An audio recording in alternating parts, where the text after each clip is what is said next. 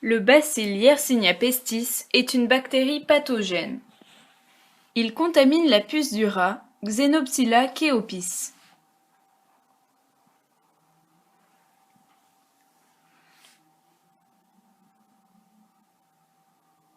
Et se fixe sur les muqueuses de son appareil digestif. Il se multiplie et bloque son œsophage. La puce est incapable de se nourrir et infecte chaque rat qu'elle pique en régurgitant la bactérie dans le rongeur. Ainsi, la bactérie contamine aussi le rat et se multiplie. Le rat meurt au bout de quelques jours. Le processus se répète chez l'homme. Après la mort du rat, la puce s'attaque à l'homme pour se nourrir. En le piquant, elle injecte la bactérie dans son derme. La bactérie est entraînée par le flux lymphatique vers les ganglions.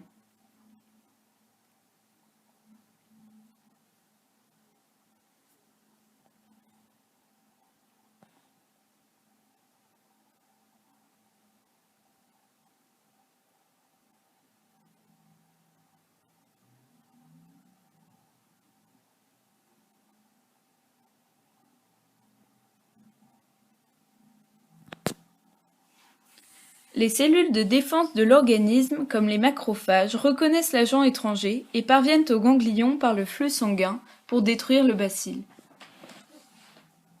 Mais le bacille Yersinia pestis est doté d'une arme puissante, un appareil de sécrétion qui injecte des toxines au sein de ses cellules immunitaires, comme les macrophages.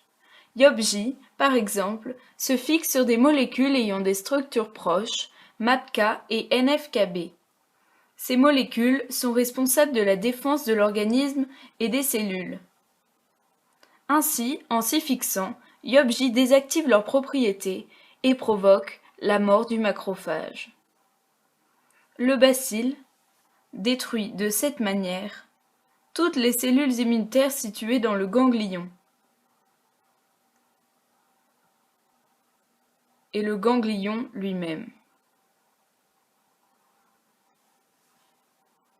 Il n'y a alors plus de défense immunitaire et donc plus de danger pour la bactérie Yersinia pestis.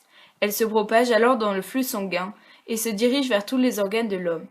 L'organisme entier est infecté, dont les poumons. La peste bubonique s'est alors transformée en peste pulmonaire secondaire. L'homme tousse et libère des aérosols, particules qui contiennent le bacille. Ces aérosols contaminent l'individu proche.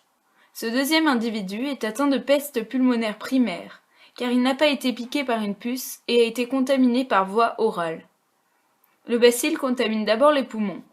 Il est contagieux et contamine un troisième individu. Les deux, atteints de peste pulmonaire, meurent très rapidement. Voici comment se déroule la transmission de la peste.